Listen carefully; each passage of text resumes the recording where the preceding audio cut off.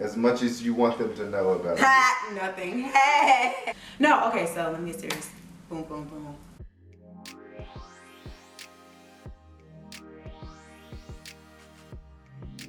Hello.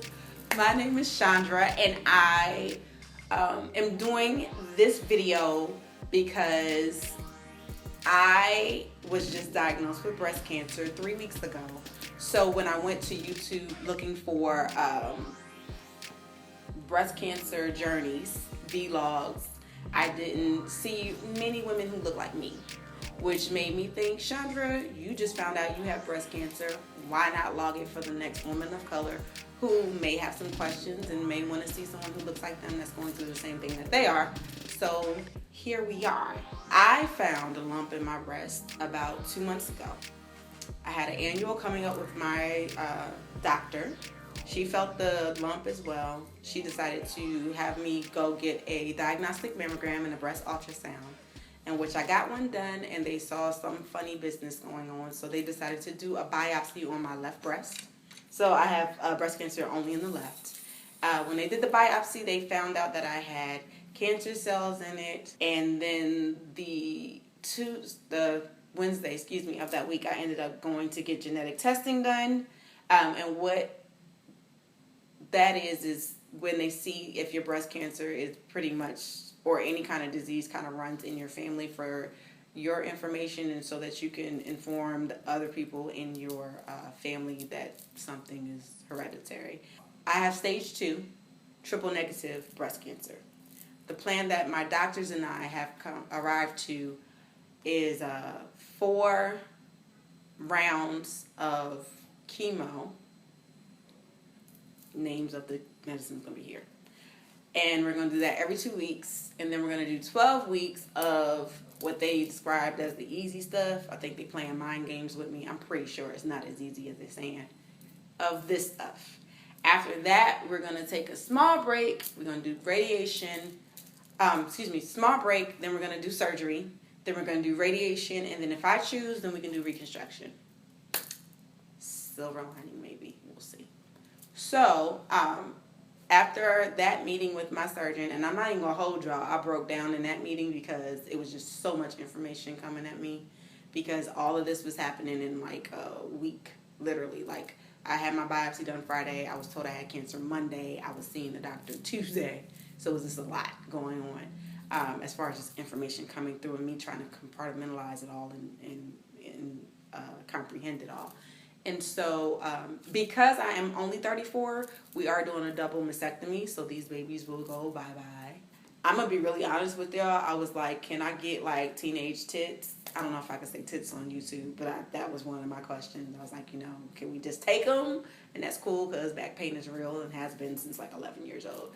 And then they were like, well, we could do something here, something there. So I was like, oh, okay, cool. I get the Parkies back. I was a little excited about that, I ain't gonna lie.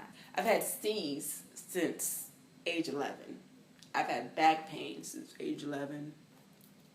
They got bigger after pregnancy, even bigger in the next one. And this is a struggle sometimes. So I'm excited about that. Don't judge me. We're getting a double mastectomy done, and then if I choose, we can do reconstructive surgery. We're doing a double mastectomy because I'm so young. We don't want it to come back and try to slither in on either side. The great thing is it has not spread. I already did my MRI, my CT scan, and it's not in my lymph nodes. So both of those things are good things. But I just really wanted to know how long I wouldn't be able to work. I really wanted to know what my options were. I really wanted to know, and I'm going to be really honest, my first thought actually was, before I even saw my surgeon, was like, do I have to do chemo? Like, I've heard so many horror stories about chemo. I literally start researching other ways to cure breast cancer without chemo, to be really honest with you, because I was like, I don't want to do chemo. And then when I met my surgeon later on in the week, I met my oncologist. They both were like, listen, this is not a game. This is nothing to play with. It's still your choice. However, if we can knock it out, let's knock it out. They gave me 9 months to knock it out, which is, fairly fast. Pretty sure it's going to feel slow, but But yeah, so I just wanted to find alternatives. I just wanted to know how long it would take, like when can this be done, even though it hasn't even started yet. So those were my first thoughts. I wasn't necessarily fearful or scared or taken aback, more so than just trying to find out how it would directly impact my everyday life. In which I found out some really interesting things along the way.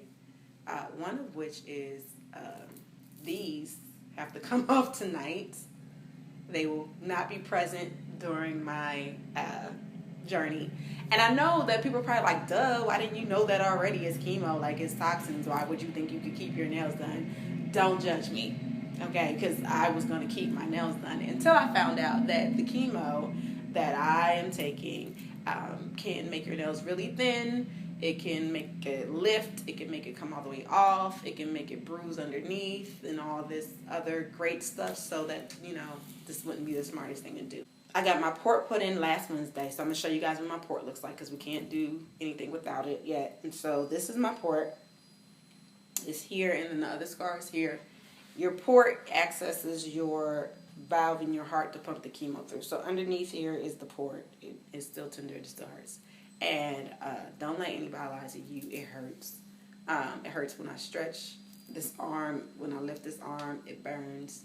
Yeah, it's very uncomfortable. I do my chemo class tomorrow morning before I actually start my chemo, so I can have a little more understanding. I've also got like chemo booklets and stuff from the hospital when I got my port done, so I have some kind of a theory and thought. But everybody's body is really different, and that's really important to understand along your journey or your friend's journey or your family's journey, is that just because one person reacts one way does not mean that everybody's going to react the same way. There are certain things that are kind of baseline for these drugs. However, whether or not you have nausea versus throwing up, or whether or not, you have sleepless nights versus, sleeping fine, or weight gain versus weight loss, it is literally all up to your body. So I say that to say, know your blood type. It's really important to know.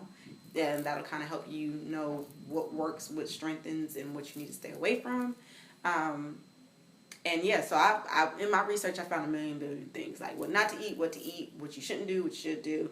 Some people are like, it's cancer, it can't get any worse, do what you want to do. Some people are like, help yourself with alkaline water. I mean, it's just a huge river. So, my journey, I'm saying this to say that my journey may not be exactly like yours. However, hopefully something in this journey will help you answer some questions and inspire you along the way. So with that being said, I hope you walk this walk with me. And if you have any questions, please feel free to ask me. I know I'm kind of moving fast. So if you have any questions about anything that I may have said that I didn't go into detail about, just put them in the comment section. I will make sure that I answer them.